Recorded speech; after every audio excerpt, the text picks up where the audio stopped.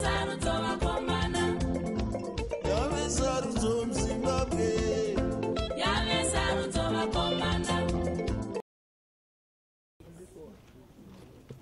evening, ladies and gentlemen. Welcome to the 4th Election Dialogue Series sponsored by the Zimbabwe Election Support Network, which seeks to make sense of the 2018 elections. My name is Violet Gonda, the host for this debate series called Making Elections Make Sense.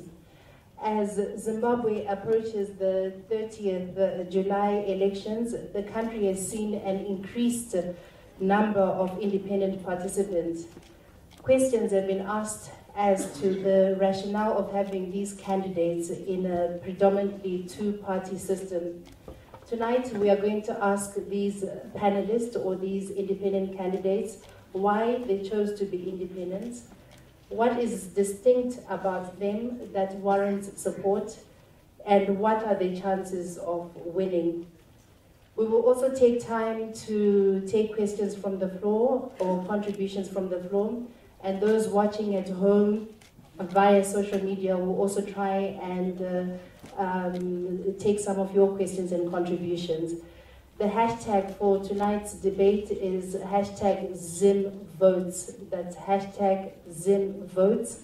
And we are also live streaming on the Zimbabwe Election Support Network Facebook page and Sly Media Productions, and I believe also 263 chat.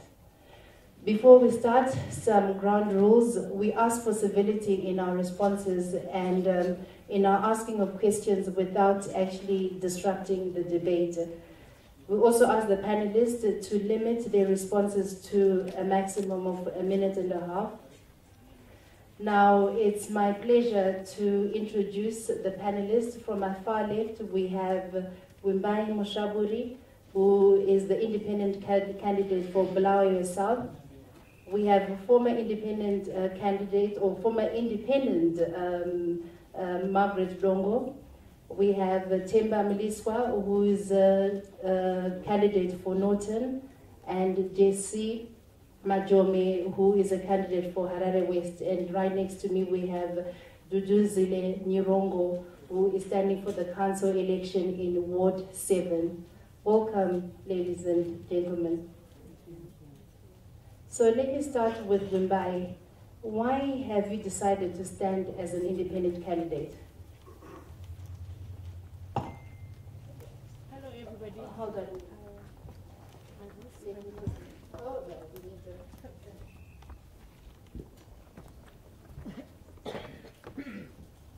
Hello to everybody who's here. Okay. Now I'm here now. Okay. So my name is Vimbai Musvaburi. Vimbai for short, but my full name is Vimbai. I'm standing for Bulawayo South simply because, number one, I grew up there. It is my home. And I grew up seeing the beauty of it changing to literally nothing. I live next to the hub of industries in Zimbabwe, which is Belmont. Is the capital in Zimbabwe, Belmont. And we saw it from going down from the top to nothing. And today, all we do is sit and wait for everybody else to do it for us. So I stood up in my constituency and I said, look, listen people, as much as I am one of yours here, I am going to stand as independent because I want to be able to speak for you. I want you to be able to come to me and say, Vimbai, now you have to go and stand for us, because all these years we've waited for somebody else to actually go in and do it for us. So that is my main reason, because it's my home, and we want to bring back the jobs, we want to bring back Belmont, we want to revive Inguteni. We have a lot of work to do in our constituency, mainly because we saw it, we've experienced it, and now it's nothing. It's finished. But Vimbai, in an environment where, with many political parties, couldn't you find a political party that resonated with your ideas? Well, basically, yes, there's many political parties. Main opposition I'm going to speak about is MDC. ZANU-PF, I certainly would not have joined them for my own personal reasons. MDC was there, and yes, Bulawayo, as in general, is stipulated with MDC. I agree. However, remember again, MDC has stood for us. And our candidate, or the MP that had run for over 2 terms, is actually an MDC candidate. But we haven't seen result. We are not saying he didn't do good, but we're saying we live here and we want to be a part of the legislation. We want to be a part of parliament. We want to bring change in our constituency. That's the only reason I didn't join. Okay, let me ask Dudu here. Now, you're different because, I hope I can call you Dudu. Yeah. You're different because you're not standing as, you're not contesting for the parliamentary elections, but for the local government and as an independent. Can you give us your reasons for this? Why? Hello, everybody. Dudu, and I've decided to give back to my community, to give back my skills, my capabilities, and my experience to make my community better. So why I didn't join any party, why I became independent, is because what has been happening in council, politics has been coming, people have been putting politics before the people. What has been happening is that, especially with the Harare City Council, they're always complaining that it is because central government is ZANU-PF. So sometimes they have these fights that go endless and endless because they are different. They are fighting politics and they're not fighting for the people. So I was like, I'm just an ordinary citizen who wants to fight for the people. I'm not going to go to a party and pledge my allegiance to a party, pledge my allegiance to a president. I want to pledge my allegiance to the people. But you've actually joined a coalition of independent candidates called POVO. So how is that different from a political party? A political party is typically led by a president and they've got structures. We are just a network of independent candidates who just come together, share ideas. Some of the challenges that some of the independent candidates who are already campaigning before the POVO, they're saying when they don't have someone to talk to, someone to share ideas with. So it's like a resource center that we just formed where people come and share ideas. But otherwise, I'm doing my campaign independently by myself. So how are you funded? Are you individually funded? And also, how many members are in this POVO coalition? My campaign, it's through crowdfunding, friends and family. And how many members in this coalition? Or how many candidates? So far, there are 11 candidates. All right.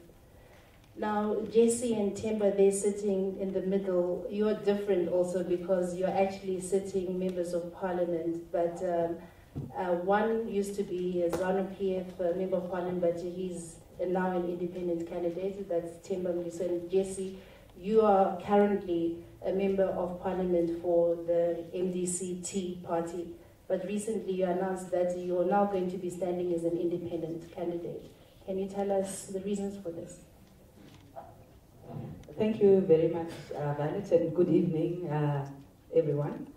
The simple reason for my deciding to run in the upcoming election, after I finish this term that I'm in, is because I decided in the first place to offer myself to represent my community where I grew up, and listening to Vimbai and to Dudu. It's really interesting that for the same reasons that I decided to run in the first place when I offered myself first in the first term, are the same reasons why I decided that I will offer myself to my community to serve them if they will have me.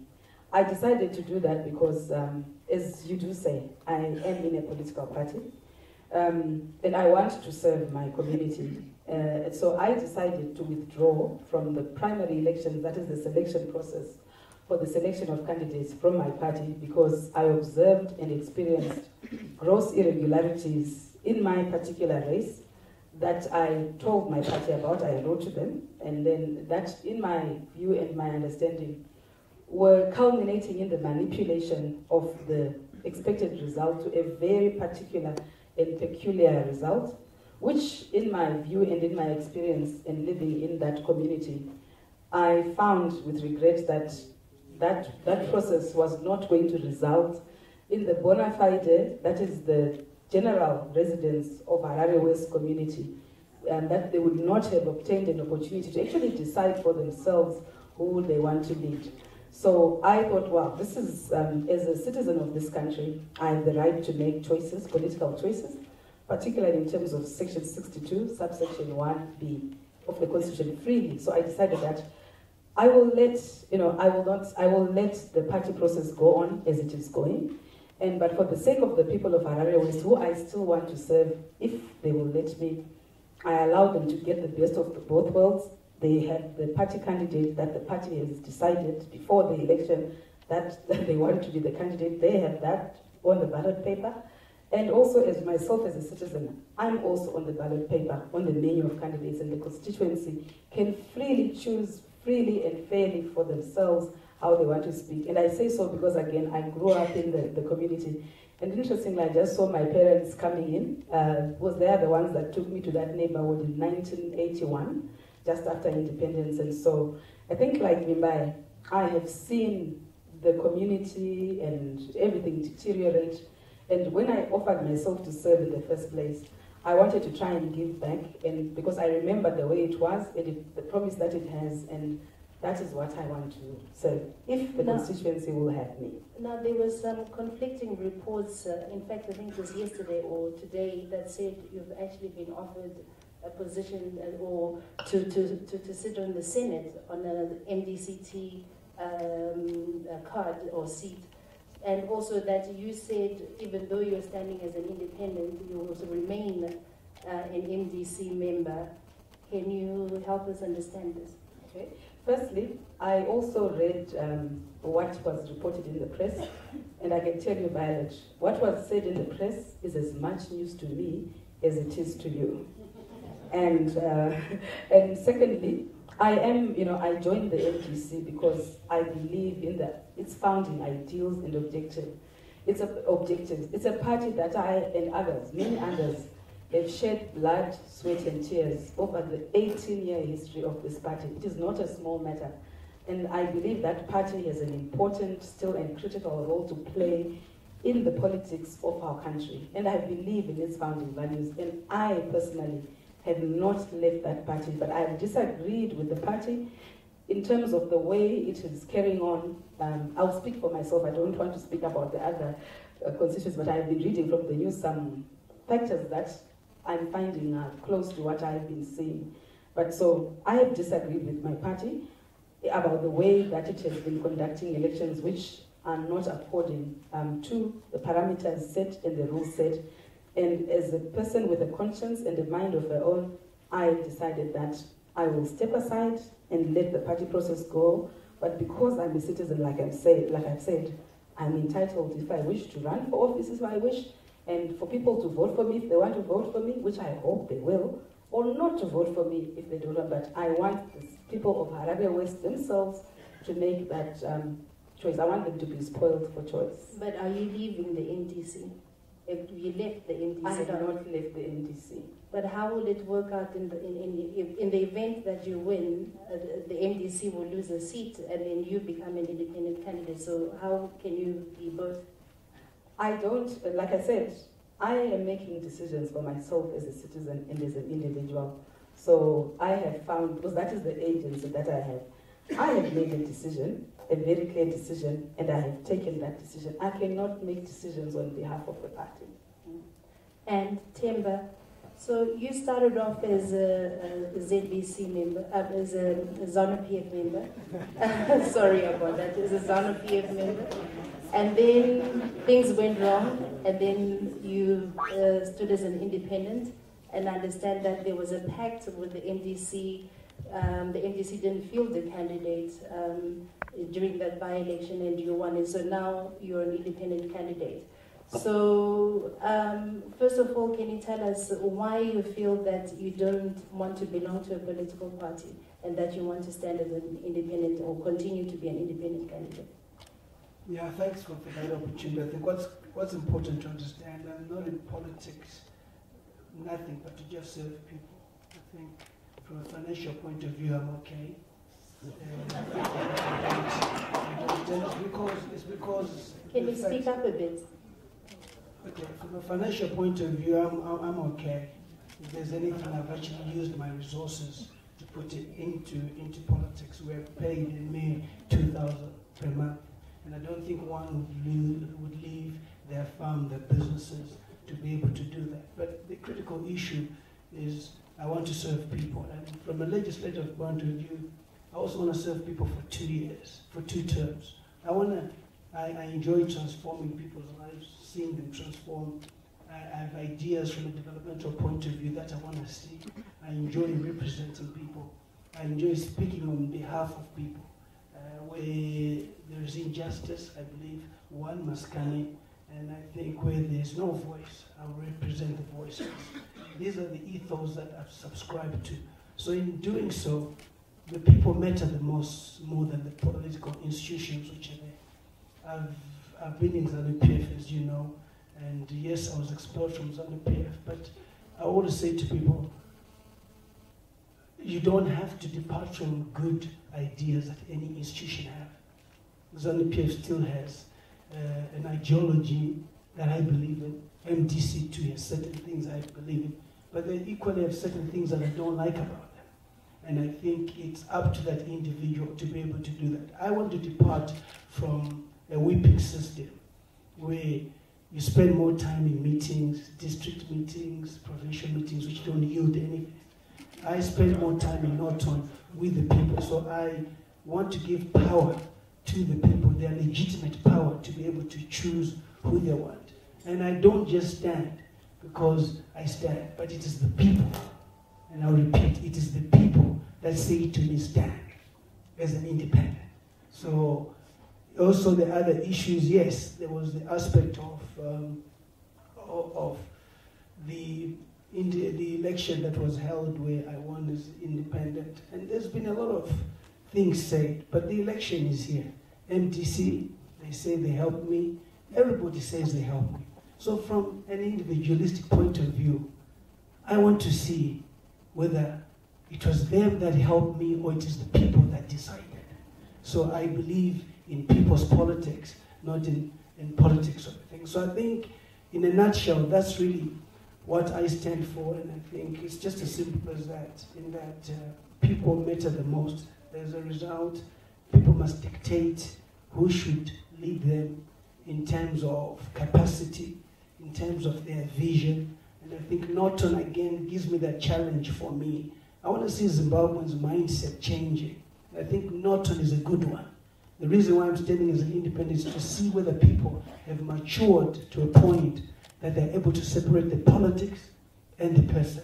So it's a challenge for me too. But since, just going back to this issue of the MDC saying that you got in because of their support, because they didn't actually field in a candidate, what makes you think that this time you will make it without the endorsement of a political party? The MDC never endorsed me. PDP endorsed me. The war veterans endorsed me in public. People talk about Chamisa coming to Norton for a rally. Nyad is also a member of NERA. So all members of NERA were supposed to be part of that. Comrade Didmas Mtasa was there.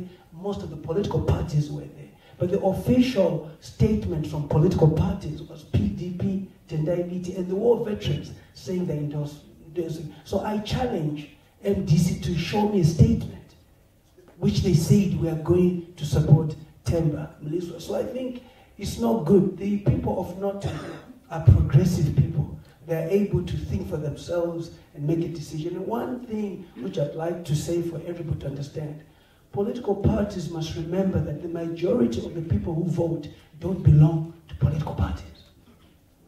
You must understand that from today. The last voters' roll was 6 million. 3 million used to vote, and 3 million did not vote. The ANC has a membership of 1 million, but 18 million vote for the ANC. What about lastly on this issue? How do you respond to people who say we cannot trust Temba because 1 minute is ZANU-PF and the next minute is an independent, and then he's a closeted ZANU-PF now that is President Emerson Mnangagwa in, he seems to be supporting him. How do you respond to that? I'm sure you've heard all these things, that you are not an independent, but you're still a ZANU-PF person. The last person that you want to doubt is me. I support EDS. So there is clarity on that. I also believe in a generational coming through. So I support Chamisa's rise in the generation. But from my choice, yes, I support ED. But I don't have to be ZANU-PF to support ED. You must understand this. And people must understand that don't give me a title I don't have. I give you clarity as I've spoken. My vote is going for ED in 2018. And the MDs people of Norton and everybody must know that. But I also expect ED to appoint me as a minister, even if I'm not ZANU-PF, because I'm competent. So we must understand that. So there is what we want is good governance, good people coming in.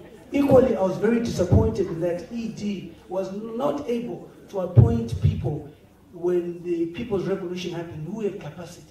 I think he was supposed to look outside ZANU-PF. There are people outside ZANU-PF who can still serve this country. The most important thing is to put people who can serve the country honestly and diligently. But I talk to everyone, and I'm not one who you can say you cannot trust. Like I've told you, I'm the only person here. Your vote is your secret, but I've already said it, that my vote on president is going on ED, but I support the rise of Chamisa from a generational point of view. He will be president one day, but not in this election. I'm voting for ED. So that's my choice. Okay. I'm done. All right. So now let me go to Margaret Dongo. As you all know, she was the first person to successfully challenge ZANU-PF as an independent. So Mai Dongo, can you sum up some of your experiences, like the opportunities and the pitfalls as an independent? Thank you, Violet. First of all, I want to make it clear that when I went independent, it was not my choice. It was the people's choice. That's what I want to make clear to you, because I'm going to touch on it later. It's important for you to listen to the whims of the people, the whims of the people. So you might wish to be an independent. Look, most people say I'm critical, and I'm going to apologize for being critical anyway. I will be saying the truth, but in the process, I offend other people. But the truth of the matter is, to become independent is not a wish, neither is it a dream. It should come from people themselves who call you and say, we want you to represent us as an independent. And that's what happened in my case. Personally, I was not willing to run as an independent, but I had pressure from the people from my constituency who felt that they still enjoyed my representation. And that's why I went independent. And when I went independent, I feel, when Jessie was talking, I just felt pity. When I went independent, first I used to say, I'm independent, but I will vote for ZANU-PF, I'll vote for Mugabe, but I'm going to be independent. Yes, it's out of pain. The moment you go independent, you become independent, and you are not part of, the original party that you belong. For me, if I will give you a very good example, when I went independent, I was the first elected independent member of parliament in this country. I was a member of Central Committee of the ruling party. But guess what? The moment I got elected and I was in parliament, I spent 3 months. It was difficult for me to mingle with my colleagues, ZANU-PF. I couldn't even enjoy eating the restaurant in parliament because they were afraid to sit next to me because I was called a rebel. They couldn't interact with me. So I had no relationship whatsoever with people from ZANU-PF because they were sellout. So let me say, my experience as an independent, when you become independent, you are independent from political parties. You know, there's a lot of abuse, especially when it comes to women in political parties. There's a lot of women abuse. And I thought women that are coming in would be open enough and talk about it. And I saw they couldn't talk about it. So the reason why I became independent, the reason why I hate political parties is they are full of abuse. I don't want to be abused politically. I don't want to be abused, mentally. So I feel when I'm independent, I am free from that abuse. I have a look. Hunger knows no ideology, Jessie. Hunger knows no ideology. When you become independent, you stand for the people's cause. So when you become independent, those people don't share the same ideology with MDC. They have different ideologies. This is what I want to remind you. When you become independent, you should be free to represent the Ndande and Ndondus. Then you don't belong to any political party. But Margaret Dongo, there's some people who say that there's something politically selfish about independent candidates, in the sense that they are interfering with the will of the majority of the people, and that they are there just to split the vote. How can you respond to this? They are not, or to spoil the vote? They are not interfering in any way. If at all people in Zimbabwe knew the importance of independent candidates, they would all be voting for independent candidates. Because if you look, your independent candidates are not guided by political party constitutions. They are guided by people. And independent people are not commanded by the political parties, but it's their conscience. So you're dealing with people that are free, regardless of party affiliation. You can actually mingle with an independent, and an independent can represent wide ideas. But have a look, if you are a member of a parliament, somehow you are controlled. You have to follow the party rules. You have to follow the party manifesto. For me, I would say this is an area where the Zimbabweans are losing. They don't know the importance of getting an independent member of parliament. In fact, I was more when it comes to performance. I think I did well during my term being an independent. I was able to cover the whole nation as a lone voice, including issues of corruption. There's nothing new that this parliament has said that I have not said when I was independent. Because I didn't fear to be reprimanded by any political structure. Nobody would say your seat is going.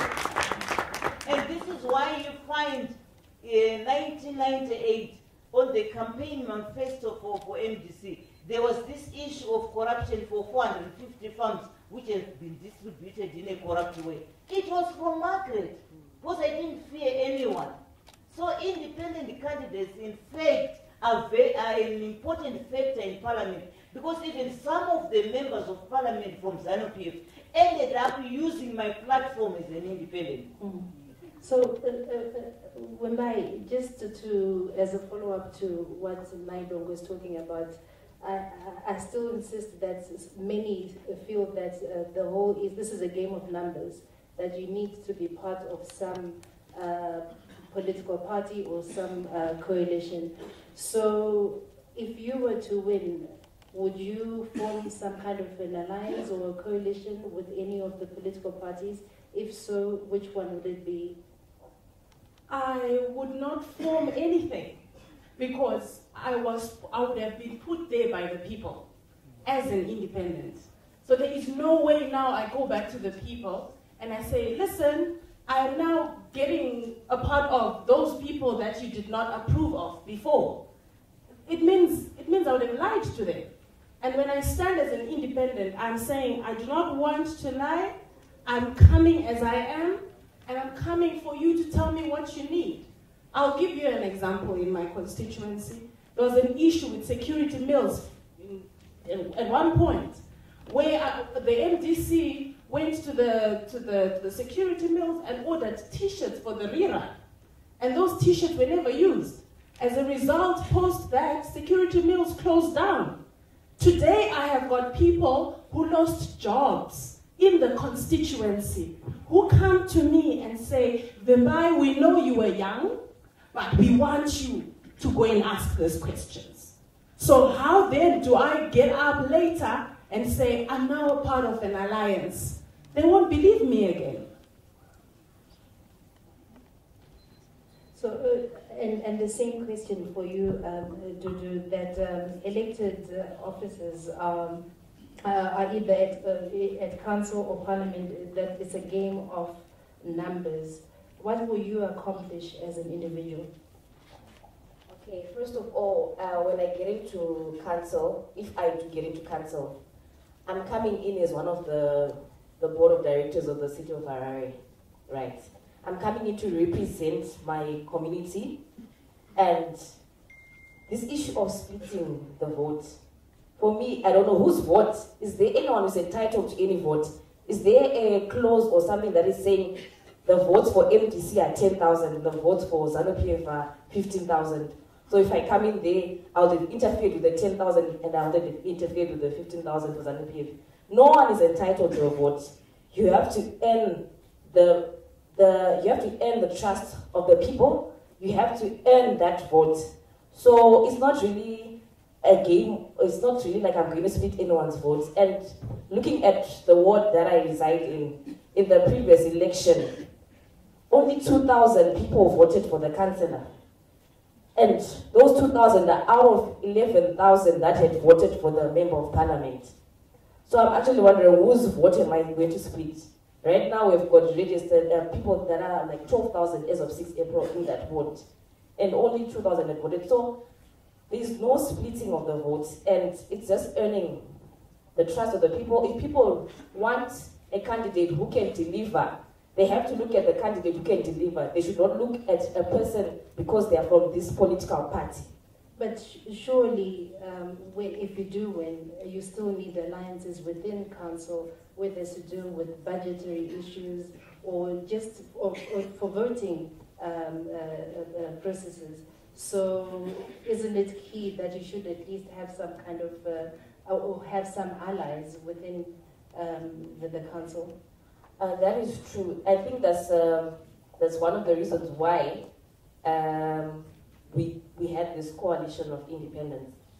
That there are a lot of independents that are there, even those that are not even in the coalition that I'm in. Like for example, there's Kudai in Ward 6. It's someone that I share same values and ideas with. So with the rise of independent candidates, people start actually looking at the individuals. And even if that individual is from MDC or is from ZANU-PF, but if that individual has the interests of the people at heart, when we prioritize issues in the budget of the city council, it should be about the people. So I'm urging people to look at the quality. If I'm going to be voted into council as a Ward 7 councillor, and there's a Ward 5 councillor from MDC, that councillor should be one who is representing the people and who wants to put the people first, who wants things to be sorted out. So if there's a pool of councillors, 46 of them who have that same mindset, who have those same capabilities and abilities, then that shouldn't be a problem. And there's no need for me to be in an alliance. As long as all the candidates that have been elected into office know that they're going to be working for the people and serving the people. Temba, from your experience in Parliament as an independent, what would you say were your major achievements that you were able to do as an independent Member of Parliament? You know, you can only have one Temba. You can only have one Temba. I listen to people talk as well in terms of being an independent and debate. I see people with capacity with PhDs who sit and not say anything. You've got to have a gift to debate. You've got to be a gift to raise the debate in Parliament where it's dying. There's got to be something in you which God has given you to. You've got to make sure Parliament is live. You've got to be creative. You've got to understand the Constitution. You've got to follow a lot of what is happening. The same as Council. So in Parliament, you have a situation where, you know, being a coach, I always say to my players, make yourself relevant, but also don't be part of the team. And you don't have to to actually work with anyone. They will find you. I think Honorable Majome will tell you that I was very much in support of the First Amendment of the President appointing the Chief Justice. You see, and you know who made things happen? ZANU-PF came and spoke to me. MDC don't talk to you. They think because you're independent, you must just be on their side. You lobby, you talk. The reason why ZANU-PF remains, ZANU-PF still talks to me today, come back to the party. I've never been offered a position in MDC. So why should I go? So we must understand that. So ZANU-PF came to me and said, we need your vote. 2/3 of parliament is 180. The vote was 182. And when they saw me moving in at 181, they already had it. Honorable Majome is here. So who needs who? They need the independent. So we must understand, I've given you the First Amendment. 180 is 2/3 in parliament. They got 182. And I was told by fellow colleagues in parliament that when the briefing was done to the former president on how it happened, ZANU-PF said, no, Mliswa helped us. And I helped even debate on behalf of ZANU-PF. ZANU-PF, while they're the mass, they cannot debate. You see? So I had to now debate, and I think you saw me going crazy because I realized if I don't do anything here, because MTC, whether you like it or not, on constitutional issues, they debate. Honorable Majome moving, Honorable Chanisa moving, they're very sharp. I mean, they've got good lawyers. ZANU-PF have got how many lawyers? So it's a mass which really does not contribute as much. Whereas the few that were there debate. And I had to change the game, and she knows, she'll tell you. I had to then, and that's when MTC went met by Temba, we supported you and said, no, but you never approached me. And from moving forward, now they approach me. They know how relevant I am. So what is your position on this? So I think I just wanted you to understand it's how you position yourself, how you debate, and how you remain with fair summary. Jagaya Kikwete is my mentor. And he said to me, if you want to be a leader, when in parliament, debate national issues. And that will raise your profile, national issues. And that's what it is. I was today in parliament, and with Honorable Majome, the women thought I attacked them when I said, but the proportional representation, women have done nothing. And they've not represented women. People like Linda have been beaten up. Honorable Tabeta have been abused. But the 60 of them, no one has said anything. And they wanted me to retract. I said, I will not retract. That is the truth. And thank God some of you lost in the primary elections because you served nothing. The only thing that has changed is your beautiful faces and your wigs. Other than in terms of people, the women are poorer. And that is the truth. And I maintain that position at any given time. We need people with capacity to get in. 63 seats of women. What has been achieved? They've not said anything. On the hand side, they've not contributed. And I said to Honorable Majome, you were not supposed to defend them because you stand for your own. Why did you defend them? They even need somebody to defend them who's not part of them. Shame on such democracy. So since Honorable Jessie is actually here, maybe she can respond to that that specific issue, because we complain a lot as women that we are underrepresented either in parliament or any of these other decision-making bodies. So what can you say to what Temba has just said, that women in parliament have actually done nothing? Thank you. Sorry, I said some women. Yes. Some women. Important. Mm-hmm. Thank you. I also qualify that further. What I call him, he's my son, this one, so I can say what I want to say to him about him. He said that he accused the 60 women who are in parliament by proportional representation in the National Assembly for having done nothing. Not all the women in parliament. If you read the answer, within 24 hours they'll update it. You'll see that we had quite a fight in parliament today about that. Because I don't agree with them that most of them, that they haven't said anything at all. I'll give you, there are quite a few, quite a few members of parliament who are on the proportional representation ticket.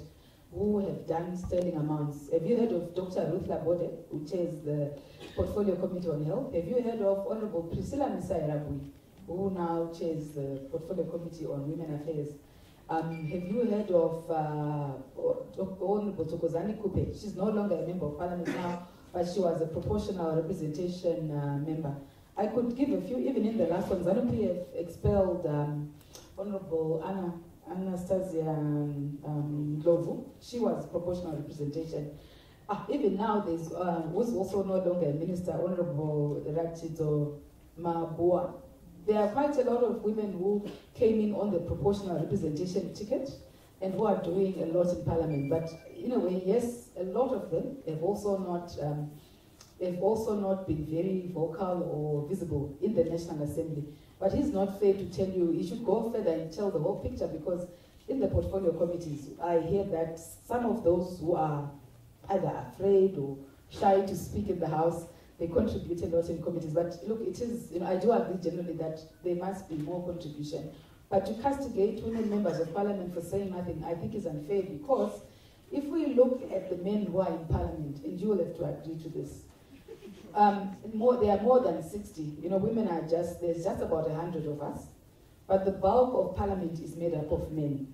Do you know even like 40% of the men in that parliament? I don't think you do. So while we place women on the hot plate and say women must debate, it's extremely unfair, and I think it's chauvinistic to take the whip out on women only, because source for the goose should be source for the gander. Let us also talk about those men that you don't know, because they are the bulk of people who never said anything in parliament. So that's what I want to say to him. And we encourage the women who are in parliament to raise a voice. That's why also, that's why it's important. You see, it's important to build the numbers of women in parliament. The truth is, to be fair to women, our society generally raises as women to be reticent and to be reserved, etc. Except a few people like me who, like I told you, I saw my mother and father coming in, and I'm very, very encouraged that they came to support me. And they didn't raise me that way. They raised me to be confident, to speak my mind, to not be afraid, and to stand up for what I believe is fair and for what is right. But the truth is, for a lot of girls and a lot of women, they are raised the other way around. So when you see them having the courage to even come forward and to get to the point where they are in parliament, it means they've got the potential. So let's not denigrate them. Let's find ways to support them and encourage them. Because when you encourage them, I tell you, you see wonders from those women. That's what I want to say. So, and also, yeah. I think what we must understand is proportional representation 60 is free. Okay? It's from the votes from the constituencies. We must understand that. No wonder why the name is not on the ballot. You benefit from the party votes. We must understand. Comrade Dongo stood as an independent in a constituency. So the men that she's referring to, they are not part of the 60. The men are standing in the constituencies where they can equally compete with anyone, and they win. This is an issue that we must understand. I want to further qualify that and say, Honorable Majome herself is standing. No wonder why she doesn't even want to be a senator. She wants to stand in a constituency. I respect that. Look at the issues that women are suffering from, and how many have been debated. The issue of even free sanitary wear, yourself, Honorable Misara, and myself, brought it up. But you don't have to be a woman to represent women's issues. It is the issue. No debate today. There was abuse of the police, beating up women, others pregnant. There was never a motion moved. So what are they doing in there? It's a waste of taxpayers' money, and we cannot afford to abuse taxpayers' money. They must go home, rest. This seniority in the party, all they do is sleep, nice makeup, wig, wake up, go. That must stop in the next election. And you people too must also start saying the truth. Start getting. That's what is important. Dongo, what can you say about this? And then I'll go to Vimbai. Very interesting. I agree with Vimbai, but both political parties are not serving any purpose these days. What you need is a representative. I think that's where we are going wrong. My constituencies, maybe. Munano Garani Super Duze is a member of parliament, not the president. I'll tell you, Gabaga Police Common or Saddam Kwasar Woko. Kanabumbata Woko, Manabumbata, as long as you are supporting out.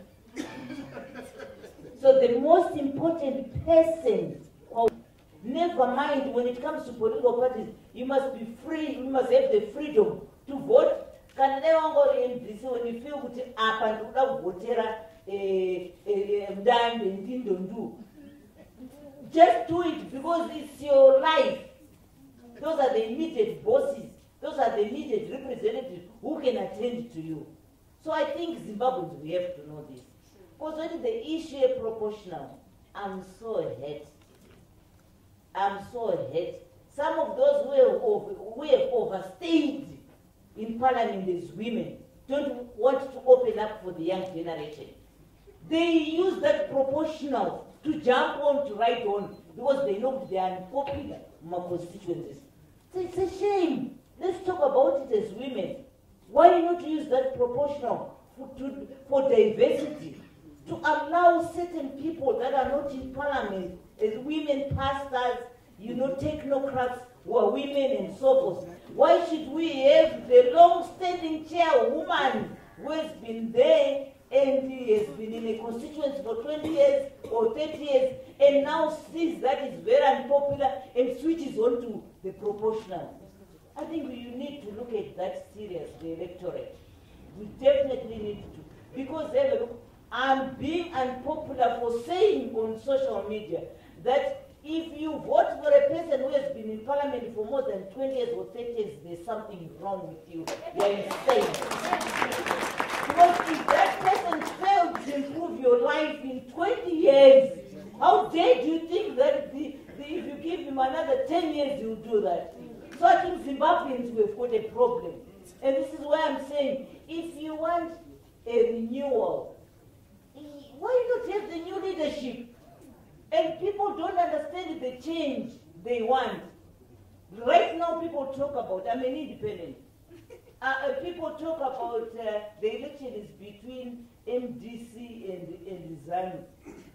I don't think the same manner. As a person who believes in a change, I think the election should be in the small opposition party. People who are clean, who have never been affected by any corruption and other things. But because people don't respect their views and they continue forever, they want to be exploited. So I think what Honorable Member Temba is saying is true. To some extent, when one is an independent, you should be independent enough, but you have the choice to choose who to ally with. Answering to what the young lady was saying is that they've got an alliance for the independent. My dear lady, when you're an independent, anyone who says something good that fits your constituency, you align with him or her. So an independent is neither a bat nor a bird. It's an animal. So the moment you think of becoming an independent, you are a national leader. You are not a factional political leader. Yes. Before you respond to what Dongo just said, I just wanted to go back to Jessie because Dongo had something Chandifungisa about your constituency, Harare West. I understand that's a constituency that was reserved for women in your party, and that in a way you are indirectly beneficiary of the proportional representation system within your party. So some would say in the primaries, there was a younger candidate who came out. So you've been a parliamentarian for your party for a long time. So is it not time to let the younger candidate take over.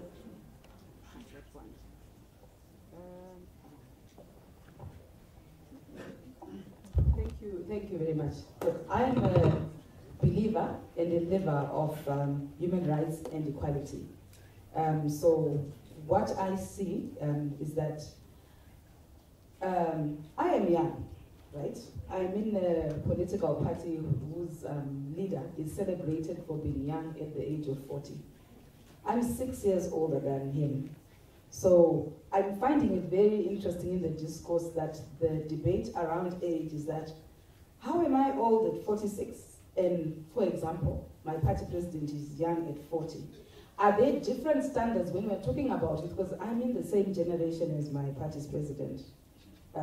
So how is that issues of old and being old apply differently? Do they apply differently to women? Because in my view, I think that is discrimination. That's how I see it. And also, I don't think that the issue is even really about age, because like what Dudu was saying, the issue here is around fidelity to the community that is going to choose a candidate. I am offering myself to Harare West constituency because, one, I'm interested in continuing to serve them, and I can show a track record of my capacity as a member of parliament that I have represented them for. I have taken issues from the constituency and amplified them into the national arena. And for a lot of those issues, have actually benefited the nation as a whole. I'll give you an example. The issue of the State of the Nation address. It was because I'm happy and I'm grateful that I got the opportunity to make sure that the State of the Nation address is brought to Parliament, that the former President Robert Mugabe came to Parliament, because I asked the President, who's now the President, now when he was Minister of Justice and Leader of Government Business in the House, that the Constitution requires that the President comes to Parliament, for example, to give an annual State of the Nation address. And 2 years had passed and it had not been done, and I took them to task about that. So that's one example. Another example is the issue, I'll just give two. Another issue is the issue of the reports of human rights commissions. It was also, independent commissions, the human rights, the gender, as well as even the Media Commission and the Judicial Service Commission, the National Prosecuting Authority, and so on. Those commissions are required to bring annual reports to Parliament, and they're just not being doing so. And the work of those commissions is important. And maybe just one last one: the issue of raising the minimum sentence that a person who has raped or who has committed violence, to raise the threshold to 60. It was because of issues like that. So I'm offering myself to serve. And I want to believe that Harare Westerners have the capacity to decide that, do you vote for a number of an age? And do we use different standards for women or for men? And also in terms of, they decide whether, do they want me to go back to Parliament? And I want them to judge by the capacity that I've actually demonstrated or not, or whatever it is they want. So that is the issue. And I think it's unfortunate to pit women against each other and to justify, because there are too few women in the political arena. There are just too few, and there are so many spaces that are available that we need to fill in. And sadly, as long as women are, well, I'll use the word used in quotations, are used to be cornered into a little corner and fight for that little corner, it blinds us to all the possibilities that they are. So if the idea is to have more women, let's spread them out. Let's not, because it's better off to actually put more women in various seats than to knock off people and so on, if that is what we want to do. Thank you. Temba. Okay, I'm going to talk to Honorable Temba Mliswa. You see, everybody who's sitting here, the representation as well. And Temba mentioned Nyaye wig and makeup more than twice. And if you look into the crowd here, 80% of the women here are wearing wigs. 80% of the women here today makeup. So already, if you start here, kuti pull her down, nezvino confidence. I'm speaking for women. So you want us to represent you? Don't use small things like that. You might think it's an example, But to us, it takes away our confidence as women. I think it's only proper. It's only proper that. I think it's only. Temba, yeah.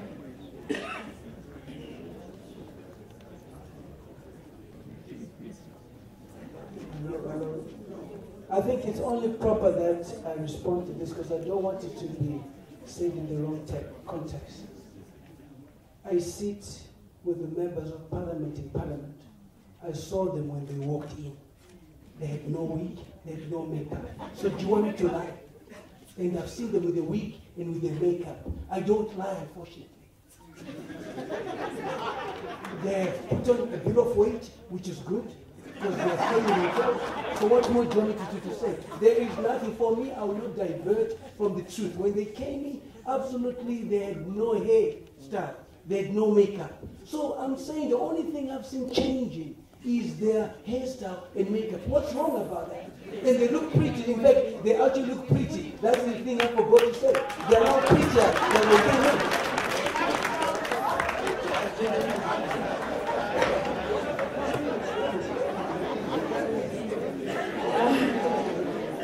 Okay, I'm going to talk about the issue of proportional representation. When it comes to women, I don't think it should be a game of saying of numbers. I think it should also be about the competence of those women, the capabilities of those women. Don't just put women just because bakadzi. There are lots of women there who are competent like myself. Yeah. Why do you look at those people who are chair lady, women's, and you know you're watching about women's chakuti wao. They are kuti kanganisa wao. Ngozi wakadzi vanongonzi women's league. Ndosha vanongoziva chete. We should be able to groom our leaders from a young age, women, and uplift them so that they can rise and have the capabilities so that they can represent us fully. Don't just put women just because they've been in the struggle for 20 years. We need people who know how to work, who know how to deliver. Not just because they are women, but because they are able to deliver. So that's the issue on proportional representation. They shouldn't just put women just because they are women. They should put women that are able to deliver. And there are lots of women that are able to deliver. And we as a generation should now look at uplifting our young girls from a young age. Every time angoita vision you should go from beyond that. Women should be uplifted from a young age. You should make it deliberate. Even like in our societies, in our corporate world, why don't you have someone as a deputy mukadzi and and then after 5 years, then she knows how to do it. It's because we've not been giving our women space and upliftment, and we've not been nurturing them to become the leaders. So this should be now a deliberate move that we should see going forward. You've got my vote. My Dongo, I see you raising your hand there. And also, can you respond to the issue of elitism? I think I'd asked that earlier on, that many people who are criticizing independent candidates are saying that there's this element of elitism that some... what can you say about this? And then after that, we'll open the floor to questions. Let me start with that. I don't think that, that question arises. Because it's not that they are too good, but because I've said before that some people, most women, they want to avoid to affiliate themselves to political parties because of the abuse that has been going on within political parties. So it's not that they don't want or they feel superior or they are selfish, they don't want to align themselves to political parties. But I think they have the right to be what they are. I think this is what we've been talking is about the space. They have the right to be independent. In fact, what I want to say is that she was talking about women who have capacity, who are not being supported. It is true. Women with capacity to deliver are not well supported in political parties. Therefore, I think it is important for them to go independent.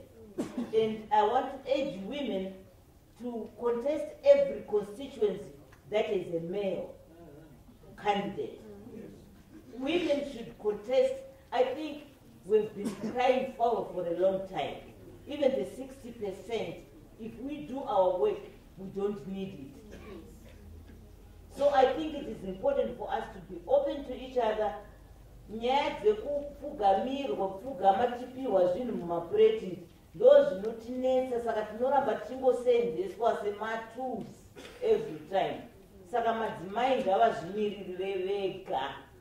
Nyaya yemapolitical parties, yes, if you want to be a member of a political party, that's your own decision, but you must be prepared to be abused by political parties as well. When I say abuse, because they've got a right to choose the candidate that they want to according to constituency. And this is what brings my problems. And also, Majome. If it was a free for all, those problems would not arise. And the reason why women fight each other is because of men within political parties. If they see a woman as their threat, of course they send another woman to fight. If you remember my fight with Vivian Mwashita, she was my best friend. I tell you, I grew up with her, stayed together in the liberation struggle. Military, she trained me, and our kids grew up together. But because the only way that they could break the relationship was to make sure that they use another woman who knows you better to fight you. So I think this is a system that is used in every political party. So I would say for women, join those political parties that have respect for women. I've seen the small political parties that we don't even talk about, which have 50% policy on women. But because they are new political parties, because most of the people in this country don't know the change that they want to recycle leaders. Okay. It's not about the change that they are talking about. So I'm urging the people who want to go independent. Go independent, you'll be the best people to resolve the problems of this country. Thank you. All right, so I understand we have, speaking of smaller parties or other independents, I understand that Dr. Nkosana Moyo is in here and you'd like to contribute. Okay.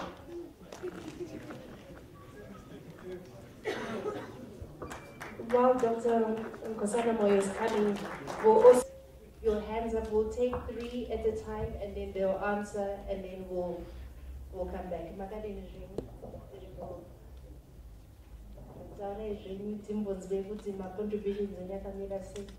Thank you very much. So I'm not sure whether all of you are aware of my history. In the year 2000, I wanted to stand for parliament as an independent. And last year when I announced that I wanted to enter the race for the presidency, again I started off wanting to run as an independent. I have changed my mind in terms of what I'm actually going to do, because my reading of where our society is that we are not totally appreciative of what independence can do. So it's going to sound a bit, probably my party will take me to task for supporting the concept of independence, but I think it's important for us to understand the value that can come from independent people in parliament. So let's talk about a hierarchy of any description, even in the private sector.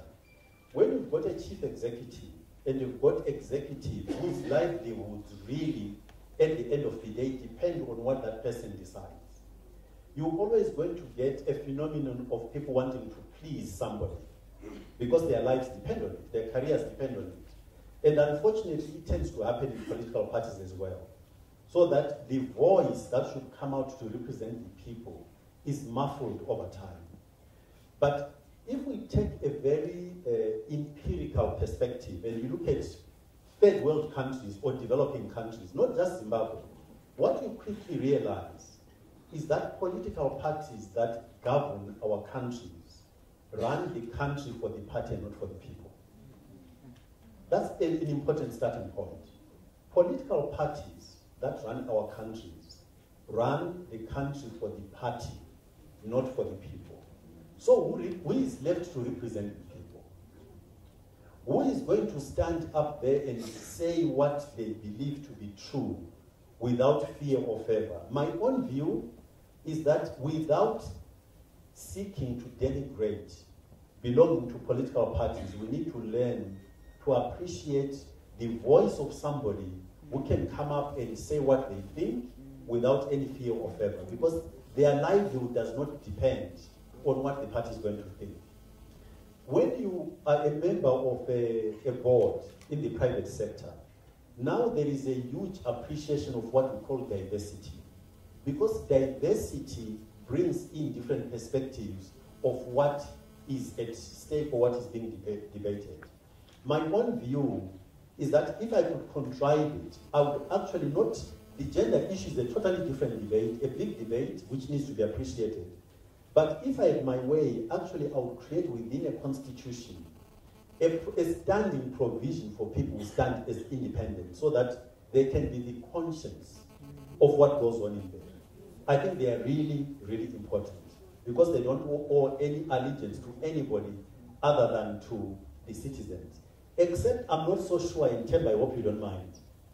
You know, the example you gave that you're going to support Mnangagwa up front, and then you then put next to it that you expect to be made a minister, I think it's very problematic. Because I think you are putting out there almost like a side campaign for yourself. And I would, if I were in your constituency, I would have a problem understanding that you are actually going to genuinely be independent.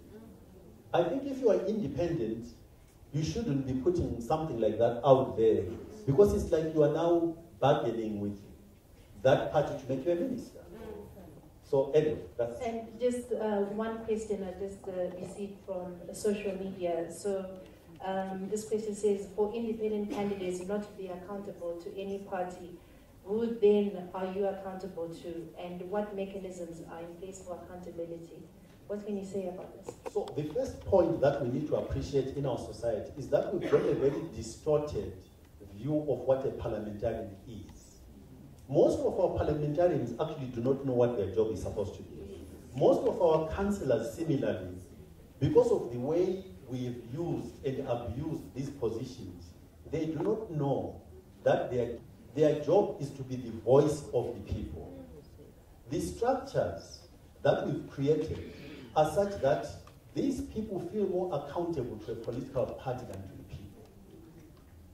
But when you say accountability for a member of parliament who really understands what that job is about comes from the citizens. And every 5 years, the citizens have got a mechanism for actually giving you first-hand feedback. They either re-elect you or they don't. You can't get more accountable than that. Okay, thank you very much. But you're welcome to sit here in case there are questions from the floor. I think it would be proper for... Can you use your mic, please?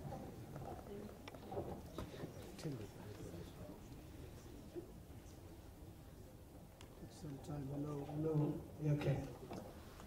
I think probably misunderstood me.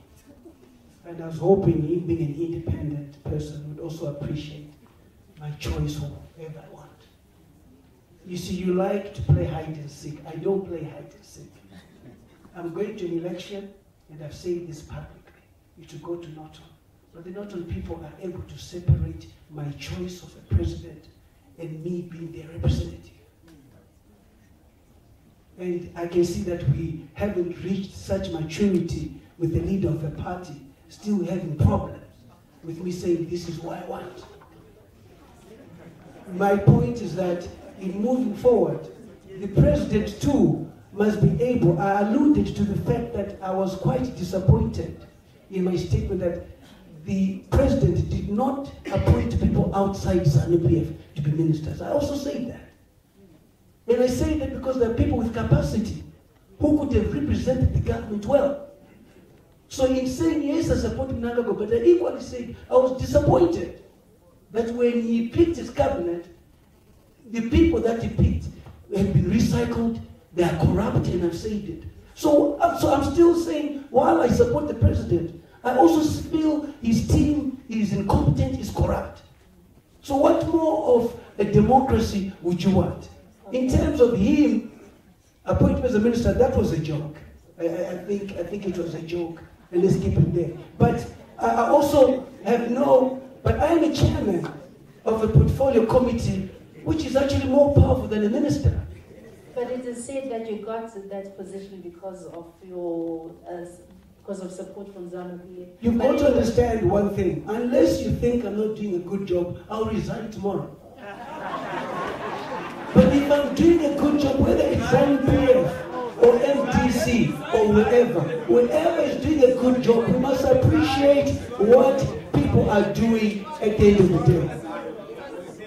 Okay, so let's take some questions. We'll take 3 from this side, and then they will respond, and then we'll take from that side. So we can start with the gentleman here. Honorable Mliswa, my question is coming to you. As you have said, you believe that Emerson Mnangagwa's team is corrupt. How then can we actually expect that Mnangagwa himself is not a corrupt person, looking at the fact that he's looking at corrupt people?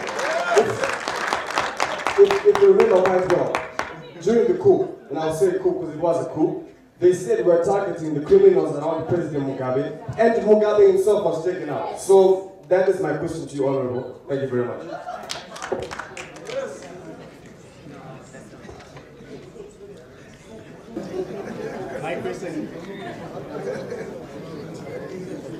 My question is targeted to Vimbai. Okay, my question goes to Vimbai. Seeing you are an aspiring MP, you want to transform Bulawayo, what you have seen before. Taking cognizance of the kind of politics that we are and the politicians that we have been having since 1980. They promise good living every 5 years. They've got all sorts of solutions before they get into power. When they get into power, there are no solutions. If they had solutions, by now we should be living like angels. What is the difference between you and them? Why have you not transformed the people in your own community before you get into power?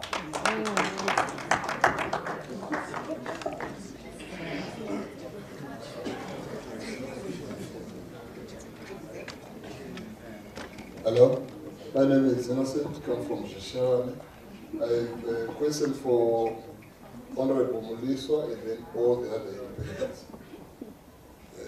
First of all, good luck for trying to tame the old man, President Robert Gabriel Mugabe, by bringing him to Parliament. I hope he will come.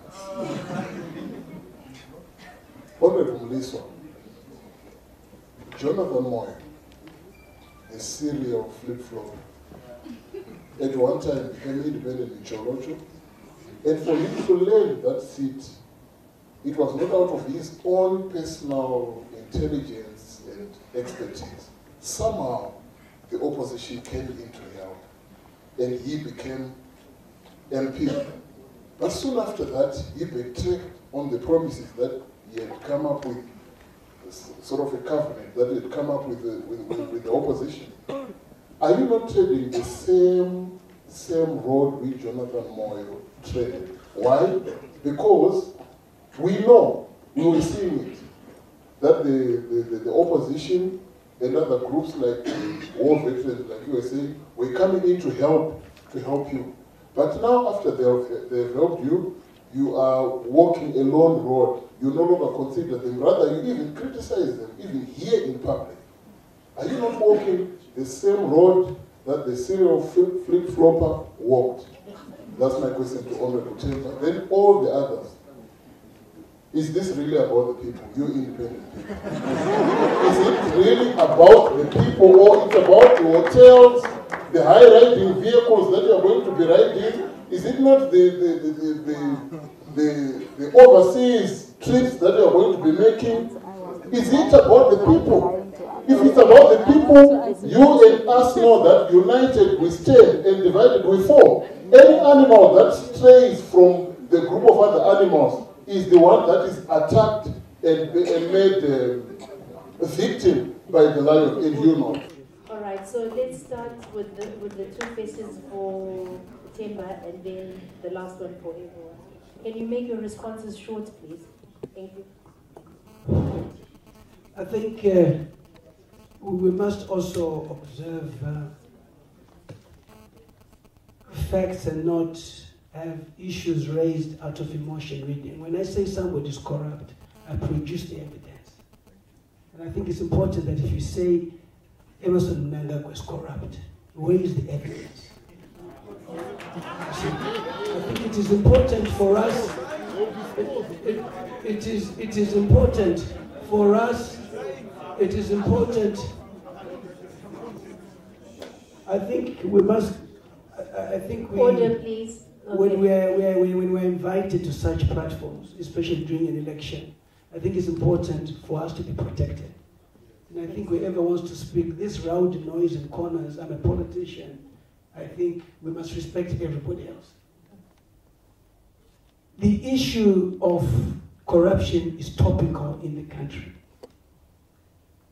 My choice of Emerson Mnangagwa is a personal choice, which I'm entitled to. And I don't know why you'd want to fight my personal choice. I will not respond. No wonder why you see me on tweet. I tweet my views and my opinions. And I wonder why people fight my views and opinions when you're equally entitled to yours. So you also, maybe you're not as courageous as me who says, I'll support Mnangagwa. But I'm saying it because I'm not a flip-flopper. And the people of Norton must do that. But when I go to the people of Norton, I don't tell them which president to vote for. It is their choice. And that's the beauty of Norton. It is that democratic. So in terms of corruption, unless you have evidence, then I can respond to, as a legislator, I'm able to move a motion with the evidence. But if there's no evidence, I think let's also respect the head of state. Whether we like him or not, the office must be respected, because we'll continuously attack the office and lose credibility as a country. The office must be respected. Can you respond to the second question? The second question is about Jonathan Moyo. I thought you were actually going to say, Honorable Mliswa, you've actually behaved better than Jonathan Moyo. Because Jonathan Moyo rejoined ZANU-PF in the next election. I haven't. So why would you compare me to him?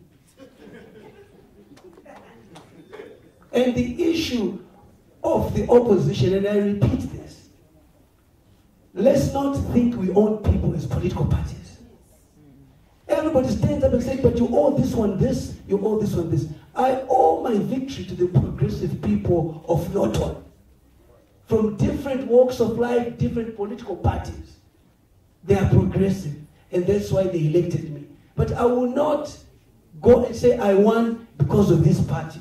For your information, statistically, the voters roll in Norton 2018, in the by-election 2016, was new.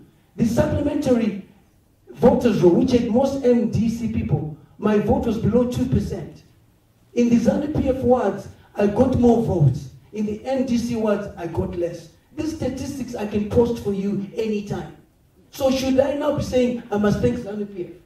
I've not said that. I got more votes in the ZANU-PF wards, and I got less votes in the MDC. Okay, thank you. Vimbai. Okay. Is this really about the people? I think there was a question directed to me first. Can I answer that one first? He said, why didn't I transform people before I can stand as an independent, correct? Okay. Remember, I was one of those who was sold a fairy tale. And I waited and believed the fairy tale was going to come until I got tired. And I said, I don't want to wait and be lied to. I want to be a part of change. So how then would I have been a part of change while I was waiting for the leaders who were in power to actually make a change for us in our constituency? That's why I can't stand here and say, actually, I helped in the roads, I did this in the hospital. I was also waiting for the jobs. I was waiting for the 2 million jobs. I was waiting for the transformation of Belmont. I was waiting for currency in the banks as well. Until I decided I don't want to wait anymore. I just want to stand up and be a part of the change, which I did and which I'm doing right now. The second question is, what is it that I'm going to, what is it that I'm promising people? I'm here to serve. Parliamentarians are here to serve the people. Why should I then promise them something without hearing what they want from me? I'm here and I'm saying, I'm standing up. Let me do what you want. And then later on you can judge me after the 5 years of me being in Parliament. I think I'll let the other, okay, Jessie. Thank you. The issue about, is it really about the people? Look, let's be frank here. Let's tell each other the truth. In my understanding of the way politics and leadership works, it's a two-way street. There is need for, we have a democratic system that requires there to be representatives, and the people that are there require representatives. In my understanding, a person who leads or who gets elected needs the electorate as much as the electorate needs a person.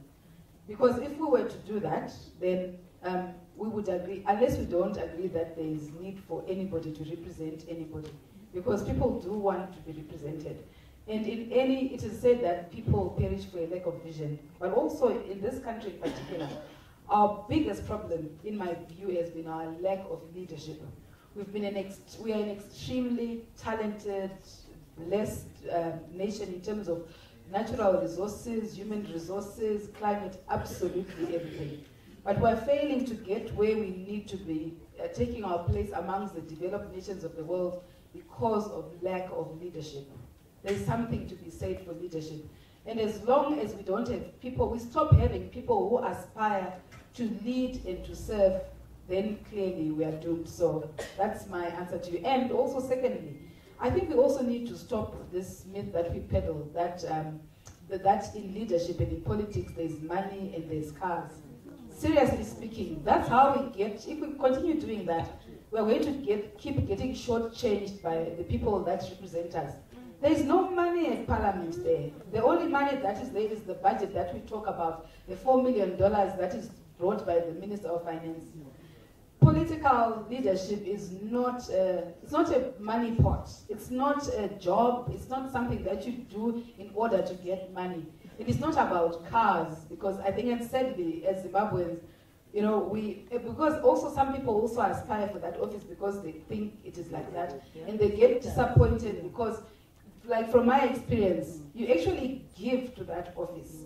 You actually take from your resources. Like for myself, I'm a lawyer, I run a law practice, and I actually suffer from my practice. I need to earn a living. That's where I work because the stipend that I get is not enough, and I have to. And you ask my son Temba here.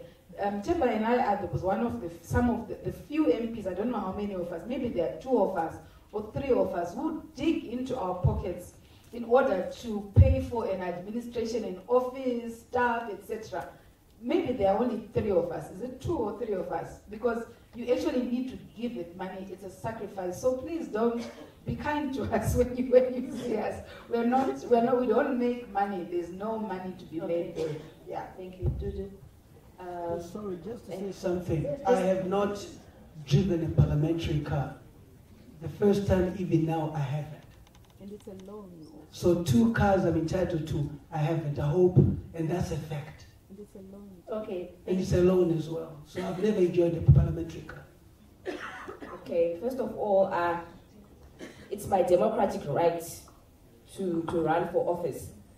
As Zimbabwe become a 2-party state or 1-party state, when you're talking about a united front. And second of all, I've said it publicly before, I've said it on radio, I've said that allowance, whatever that 500 they get in council, I'm not gonna touch it. I'm not in there for the money. I'm in there to serve the people. Because I want to see change in my community, and I want to give back to my community. So those allowances for me, I'm not gonna get them. Okay, so we will take 3 more questions from this side. So while the microphone is going to there, I'm just going to ask one question from Facebook, and this is for Temba. Anzi, Temba, you said you support Emerson Mnangagwa Is this why your committee is not summoning him and Vice President Chiwenga? And also, what is the end game, given that Parliament is about to be dissolved regarding some of the hearings that you've had recently, like with Orbit and Porphy and others? I think we'll take 3 from the side. I think people must understand the source of the 15 billion was a former president. And that's where the inquiry is from a legal point of view. And the former president must also come and tell us who did what.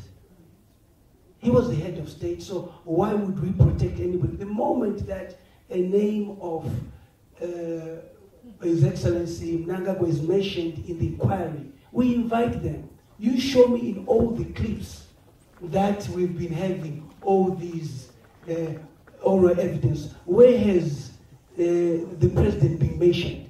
When he's mentioned in that evidence, we then invite him. But if it's not mentioned, what do we do? No one has written to us.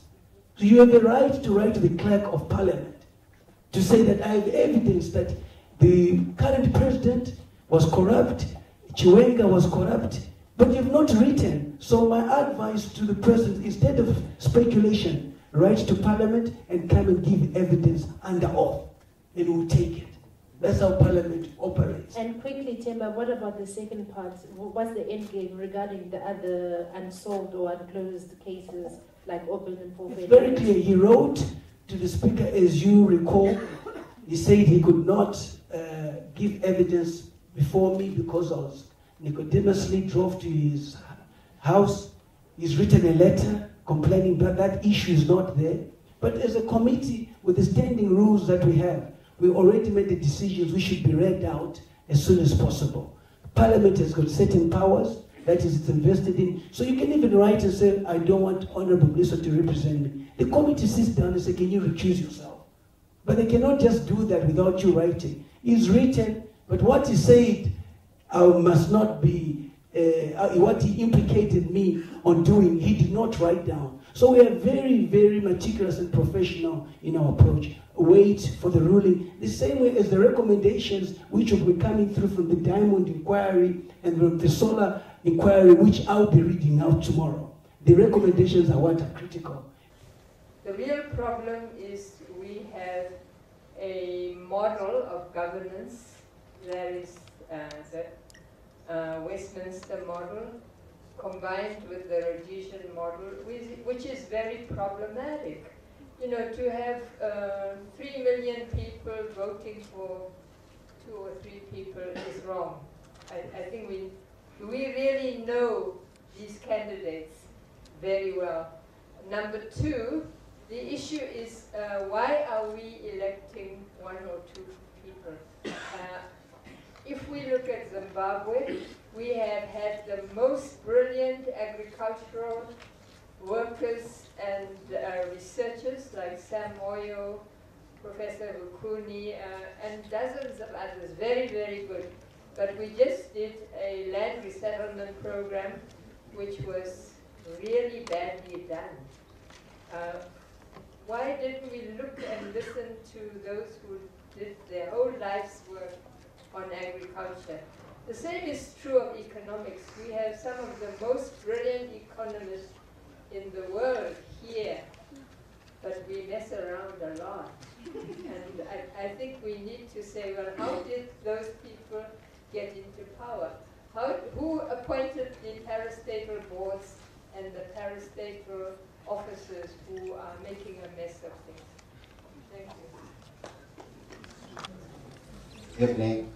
I'm Elder Blessing, represent the biggest movement in this country, which is apparently not going to vote, that the voter apathy movement. So my challenge to all you panelists there is, especially the independents, because you stand a chance of getting the vote of those in apathy. What are you doing about apathy? Because I have looked at the recent statistics. Less than 700,000 people physically went to check the voters' roll, meaning like we've got over 4 million that didn't bother, just relied on the SMS and the other social media platforms. But that could be the culture of voting day. They'll be complacent and just say, why bother? Because you are not convincing us. We're in this country that is been politicized, that we have had enough, and we just say we are better off at home because the difference is the same. What are you doing about that? Then to Honorable Temba and Honorable Jessie, in Parliament, I don't see you making noise about electoral reforms. They are critical for these elections. Like, this platform is supposed to be aired on ZTV somehow to reach a broader audience, but it's going to be restricted to a social media audience.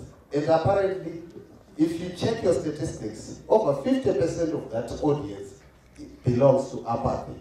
So you are not doing much, I guess, this need. So we need those electoral reforms. Okay. Why are you not making noise? Thank you. Majome, especially on what, so can you respond to that? And then also the issue of voter apathy. I think the only way I can respond to Faye is that I think this is the time when we need independent candidates coming in who do not belong to a political party, so that they are able to tackle these issues from an independent point of view. Because she talked about the agriculture, the parastatals, the issue of land and so forth. So as far as that is concerned, I think this is the time when we should urge independent candidates. In fact, I appreciated, I want to thank Kosana Moyo.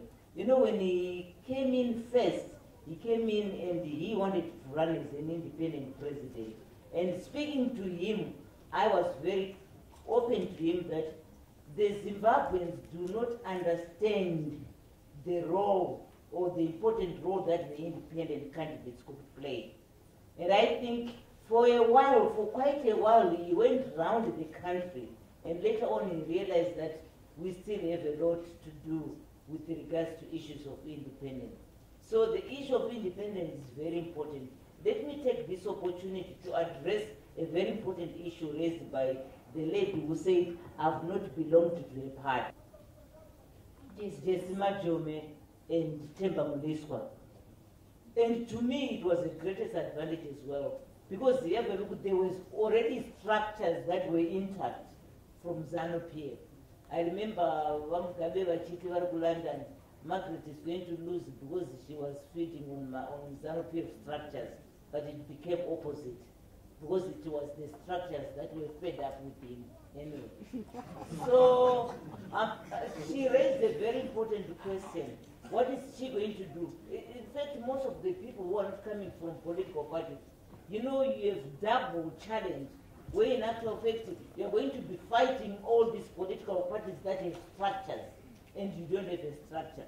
My advice to you, I think your fight is going to be more than the fight for other political, for all individual political parties, because you are going to be forced to communicate much more than the political parties would do. Rallies are not good for you. I think what you need to do is to do a door-to-door exercise, my dear ladies. You have to, a ward is not big enough for you, the population is small, you just have to actually do a door-to-door because you don't have structures. I hope I've answered you. By the way, Deborah Peters is contesting in the same constituency as Dudu, so they are competing. So it's a question, it's about the question who gets the message quicker and understood by the people better than the other. So that competition, yes, you need it, but I think if you want advice from me, if I am to give you advice, there is no way where two independent candidates can win in a constituency. You definitely need to compromise. You need to sit together and see who can contest and who can actually sit the, your voice to your colleague. I'm being honest to you. Okay. And I'm being honest to every independent. If you notice that you are two independent candidates in a constituency, please, I think, put your money where your mouth is. So let's, Juju, what can you say about all this? And also the questions that have just come, which you didn't. Okay. First of all, on the issue of the challenges that political parties, of the existence of political parties in my ward, like I said before, the number that voted in our ward was very little. Most of the people are in the movement that belongs to my brother over there, the apathy movement. And from the inquiries that we've had with the people, most of them are tired of party politics. In our ward, they just want things to change, and they won't be voting along party lines. But what I've done is, don't be afraid of those political parties. Just go to the people. You'll be amazed at the support that those people will give you. So you just have to make it deliberate to go to the people. And you even have some people in the ZANU-PF and in the FDC helping you. So like I say, I always say, vote for your president that you want, vote for your member of parliament that you want. So there's that diversity. And then just to answer the other question, I think we have to come to a stage where political parties are deliberate on the people that they put forward to represent us. I know the constitution just gives us that the person should be just 18 years and above and should be a Zimbabwean. But I think political parties should be deliberate to have the kind of candidates that will bring this country forward, that will move this country forward. They should be deliberate on that so that we can take this country forward. Okay. Yeah. Wimbai? I want to respond to the young man who has the movement for voter apathy. The last panel I sat with Mama Margaret Dongo, she also looked into my eye and she said, Vimbai, you are independent. Go door to door. Don't waste your time with anything else. Which advice I took. I told myself I'd rather have 300 or 500 or 700 houses that I would have completed by the time I get to elections, but I want to complete all the homes if possible. However, as I go door knocking, I do meet a lot of those people who are in his movement. But as an independent, I can surely stand here and tell you that if you meet anybody who's got apathy and you go to them in their home and you speak to them, you have results more than, I can surely say, more than a political party. Because like Dudu said, they are tired of party politics. They are so tired. And however, I just want to say one statement here to the young lady here. I'm actually heartbroken that they are competing against each other. But everybody is complaining about council. And all I can say really for these elections coming is we're tired of the old. We want the new. Can we experience some newness in our country? I mean, I get heartbroken when we stand there and we stand for somebody who's been in government for the past 38 years.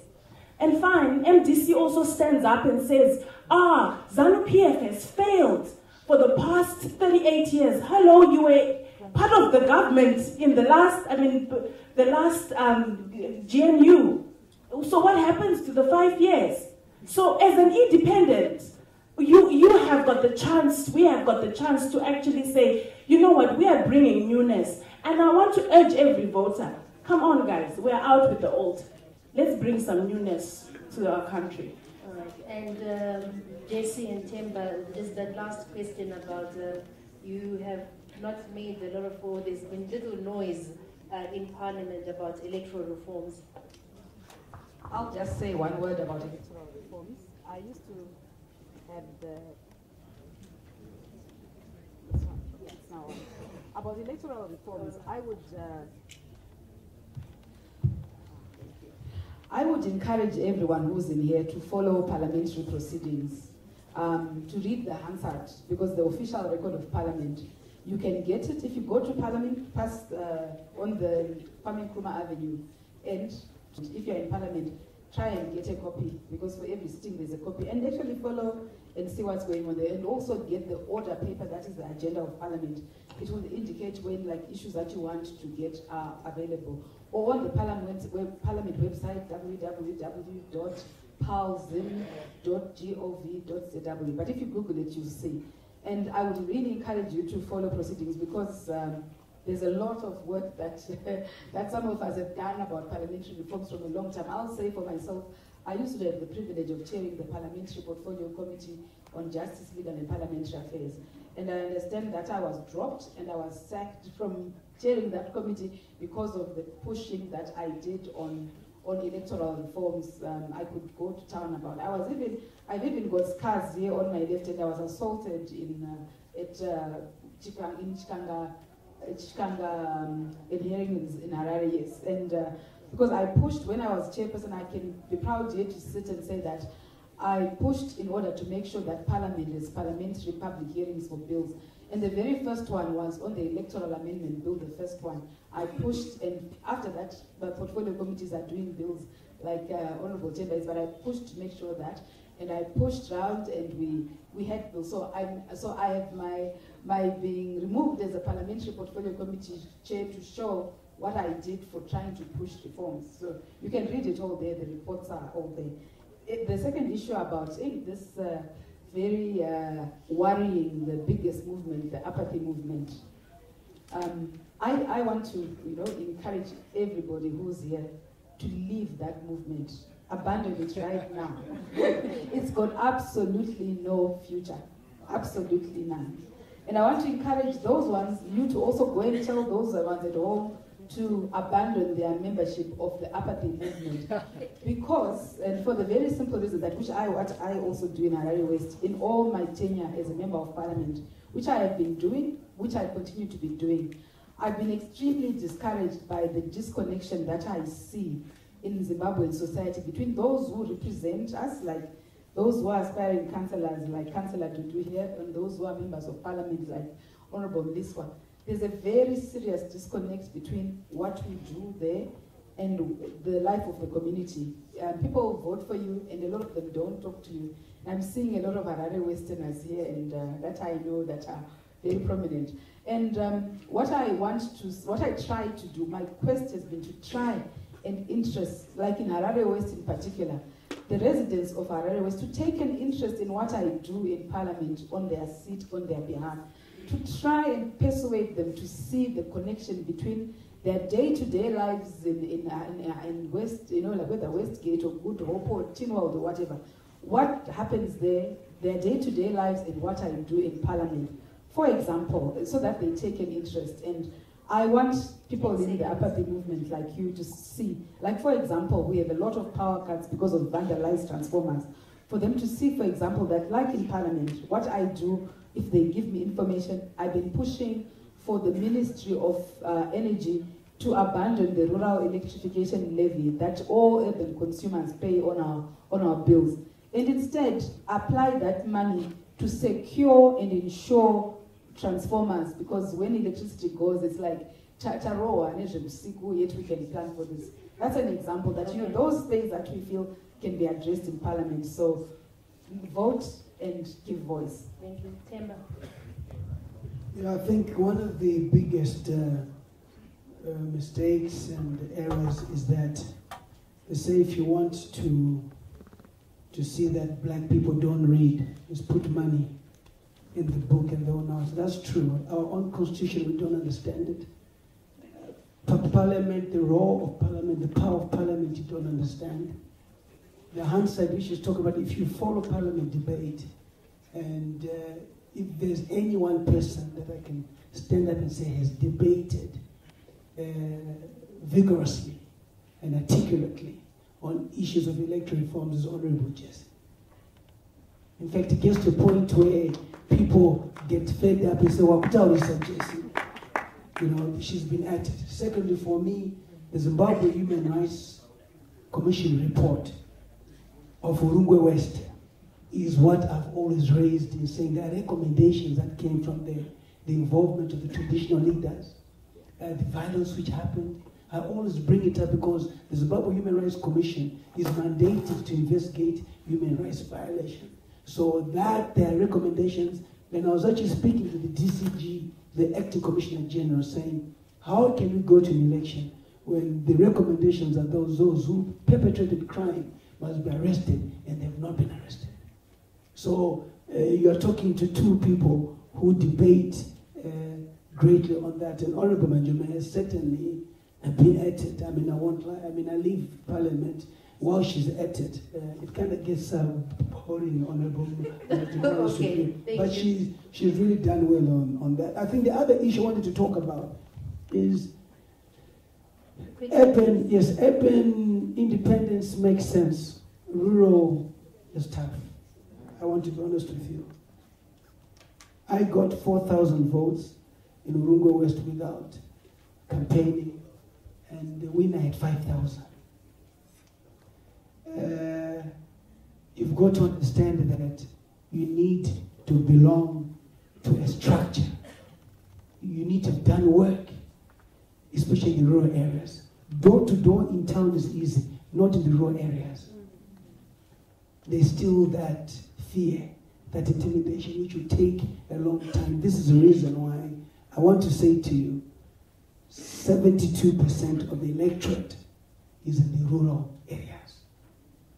And this is when we face reality to say, okay, how come they won? How many people went to the rural areas? It's a question of resources too. Whether you like it or not, ZANU-PF has bought brand new cars for all their MPs. They're going in the rural areas. And which party has bought cars for the MPs? Good evening. My question is directed to Jessie Majome. Is it eligible to run as an independent journalist in the party structures according to the MPC constitution? Since you were once an independent, we would like to hear from you. Okay. Thank you. Me, I want to first thank Ms. Temba Mliswa. Why? Because he's one person who speaks facts. Now I'm now speaking my facts in the next few minutes.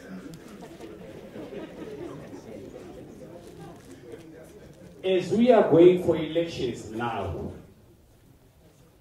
the manifesto, it determines the destination. ZANU-PF is saying we are going to create non-free zone of corruption, non-free zone of unemployment. How are we going to create employment now in ZANU-PF? Internet connect feed. The brand with we are taking now, it will make people happy. But besides that, I'm going to talk of command agriculture. You are laughing. Yes. But it's our mandate. We are going to feed the whole nation. After the feeding the whole nation, we are going to feed the Sadak. Okay, thank you very much. Right. But my last statement, please, let's give Emerson Dabuzo Mnangagwa a chance to implement. Yes, I will sit down. Okay, Majtaji. Thank you. We cannot reach Shona. Mnangagwa chavakamira kubatsira ruzhinji rweZimbabwe. Havasikusaruza kuva kupi. Mukoma. Thank you. Let's respect each other. Thank you. Vimbai, International Socialist Organization.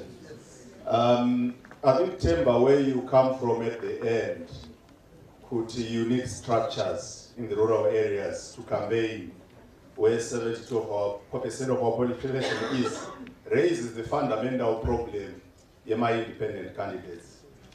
They have their role, but ultimately to build those clinics, to build those roads, Kuvaka those schools, you require to be able to have policies, to have budgets. To do so requires that muite as part of a group. You cannot do it as one. Charachi mwe achitsvalinda, rumeri mwe arikombe churu, vakuru vedu vakazviona. So ultimately, independents cannot form council, they cannot form government, and therefore they cannot address those real issues. And I think their history, Margaret Dongo starts, but in the end, Margaret Dongo forms a party, ZUD, because of the need to have a collectivity of people. Jonathan Moyo, Kereke, Samkange, they also end up having to go to a collective. You yourself, you support ED. You were quite active in the ZANU-PF primaries, supporting your own sister, but saying that Guja is a lodger, this is your constituency. How can it be your constituency if it's Mary, your sister, who is running, unless she's running on behalf of you? So for me, that becomes fundamental. And the fundamental problem that I see elitism, in conclusion, really, is to say that, like you correctly say, you need resources. So it can only be people who are not belonging to a certain class who are able to have the resources to run and be able to. But the vast majority of our people, whether they are workers, they are peasants, they cannot do so. So the independent conception becomes a framework in H1 And indeed, we must not decry our women. I'm happy your sister is running. I'm happy with the young women who are running here, because our women for hundreds of years have not been chiefs, have not been head people. Our women have not had the right to vote. So as Jessie correctly says, when they are beginning to come in now, we must encourage them. We must not denigrate them. We must improve the democracy. I hope you have a look at that. Thank you. Ask the panelists to answer. Temba, since most of the questions were directed to you, can you respond first? I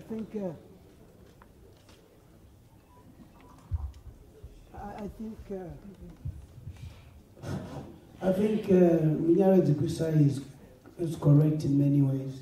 And the real issue at the end of the day is, you see, the whole point which I'm failing to understand is that you need to be a strategist.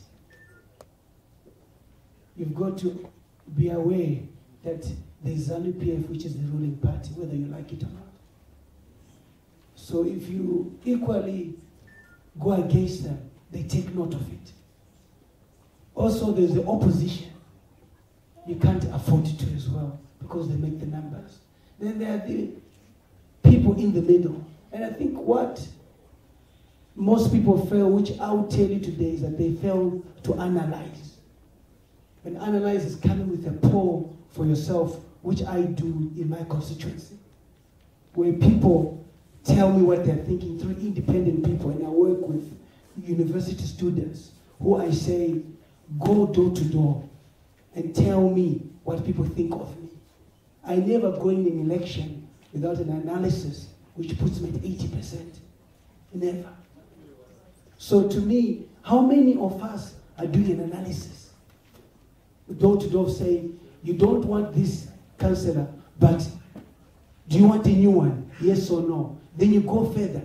This one, do you want them?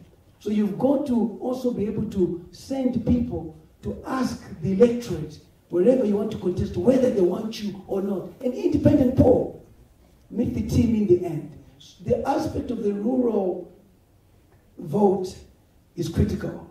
Without resources, yes, in terms of Urungwe West, I don't want to brag. I worked hard in Urungwe West. The Urungwe West people were not happy because all I did was development. I never wanted to be an MP. They used to come and work on my farm, and I decided to go and develop. I put structures, I put a lot of things. They are tangible things. The issue that was raised, that what are you doing to convince the electorate, is to say, I've done this. Because aungonga muke mangwana, or to adawita independent. Pasna basa waita. On Comrade Dongo, na Honorable Majome, they are known in the areas already. Now, how do you just wake up and say, I want to be independent? So to me, it's food for thought in terms of that. Yes, if you can penetrate the political parties where there's people are frustrated, they're not able to primary list, but don't get carried away with it because they still go back to their parties. When they are emotionally, they are whipped, like it said, and they sorry, there is a healing process going on in ZANU-PF now. So those we were talking to yesterday, if you talk to them today, after being addressed, they're thinking twice. Okay. They've been empowered through the thing land reform, etc. Thank you. And the final word, please. Thank you. I agree with a lot of the things that I think Comrade Visai has said, except that I want to differ from his pessimism. I believe that it is possible for independent members of parliament to actually influence change in parliament. I say so because of, I've seen what Temba has been able to do here and there, but I want to take a leaf more from, because I'm in opposition and I'm in parliament. And from my personal experience, in the opposition, ZANU-PF is the ruling party, but because of interventions I've made in parliament, I've seen sometimes it's possible to persuade ZANU-PF to actually change its mind and listen and go. And I'll give it one simple example.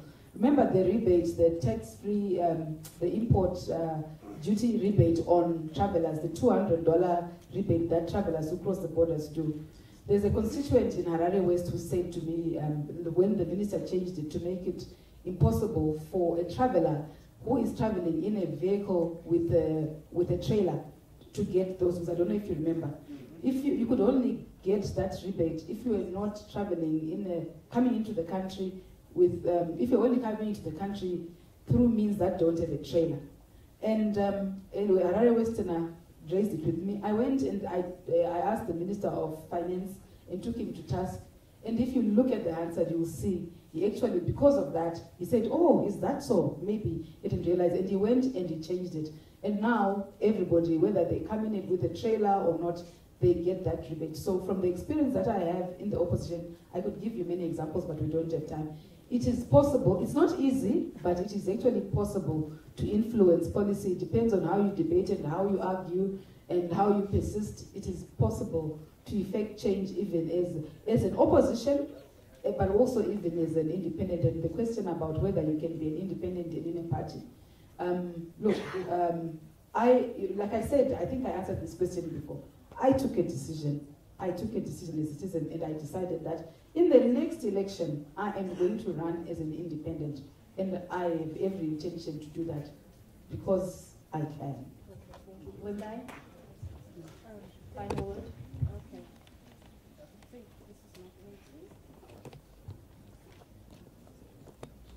Well,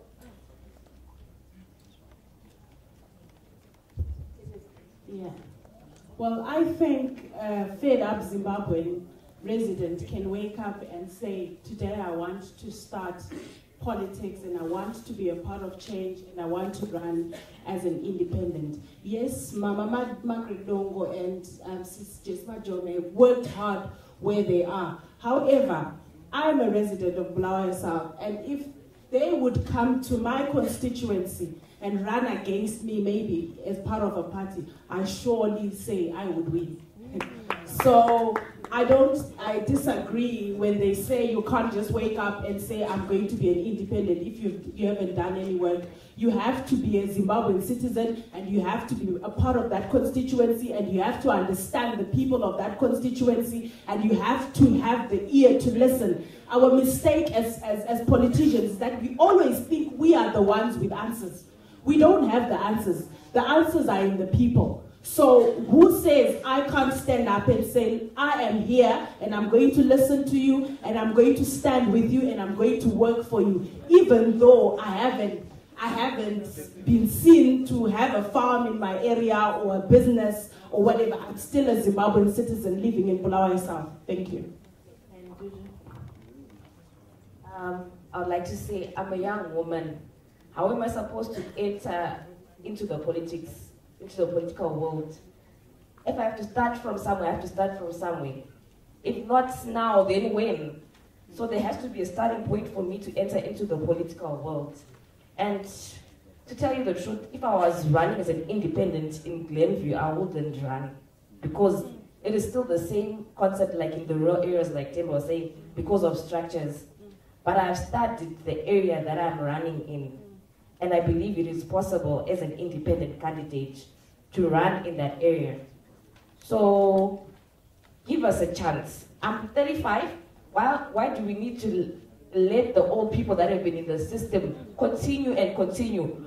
Are we going to let them continue until they die? And then what happens to us? We don't have the experience, we don't have the exposure. And then we come into the political arena, and then we fail again. So give us the space to start, give us the room to start, and give us the chance, and see what we do. Can I say one thing in terms of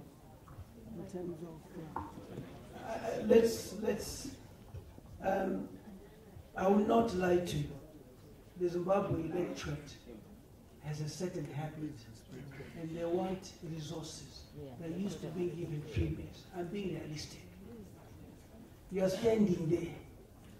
You are new. You don't have resources. Here is somebody with resources. The vote buying mantra has always been there. And I don't know if we've managed to get over it.